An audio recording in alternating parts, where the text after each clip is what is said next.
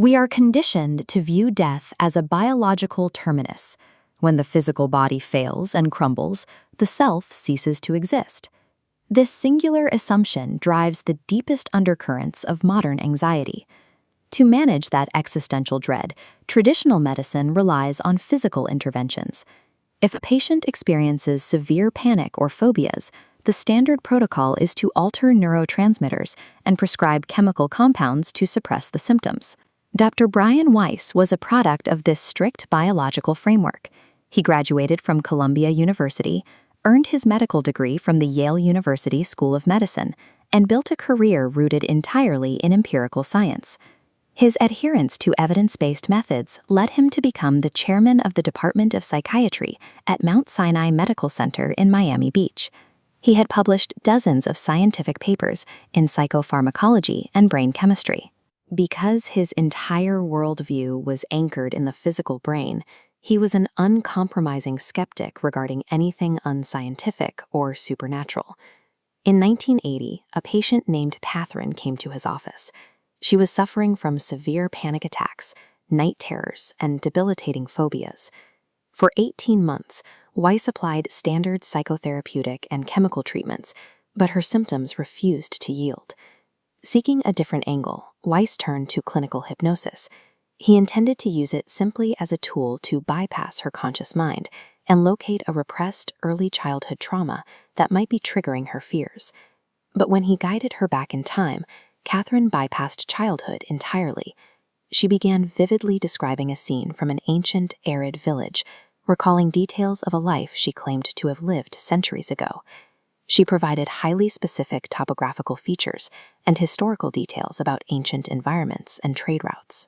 She articulated symbols and customs that she had no way of researching or knowing in her current life. The clinical result was immediate. Following these regression sessions, Catherine's lifelong phobias completely vanished, and she achieved a permanent cure without any further medication. The symptoms were gone. Because the biological protocol had failed and this regression had succeeded, Weiss was forced to confront the evidence. He had to consider that human consciousness could operate independently of the physical brain. Hypnosis itself is not time travel or a mystical trance. It is simply a state of deep, focused concentration, where physical relaxation allows the mind to sharpen and access long-forgotten incidents. In this deeply relaxed state, the boundaries of the physical body fall away, and consciousness expands into a vast, non-physical dimension of awareness. It was in this expanded state that Catherine's voice shifted. She began channeling messages from entities who identified themselves as highly evolved souls, the master spirits. They spoke through her, utilizing a poetic, authoritative vocabulary entirely distinct from Catherine's own memory and speech patterns. To prove their independent existence, these entities relayed highly confidential information to Weiss. They accurately detailed the medical history of his deceased son and named his father, facts Catherine could not have known. This specific, verifiable data moved the concept of life after death out of the realm of abstract religious belief. For Weiss, it became a clinically observable phenomenon, a distinct plane where consciousness continues to learn. According to the masters, Earth functions as a one-room schoolhouse for immortal souls. We are placed in physical form to participate in a rigorous, deeply challenging educational curriculum.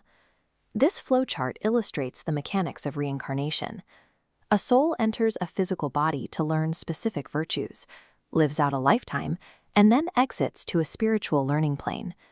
There, the soul reviews its actions before returning to a new physical form for the next lesson.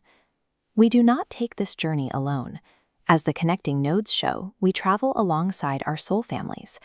We repeatedly incarnate with the same groups of souls, swapping roles, parent to child, teacher to student, to resolve lingering conflicts. This brings us to karma. When these intersection points turn from red to green, it signifies a debt being settled. Karma is not a cosmic punishment.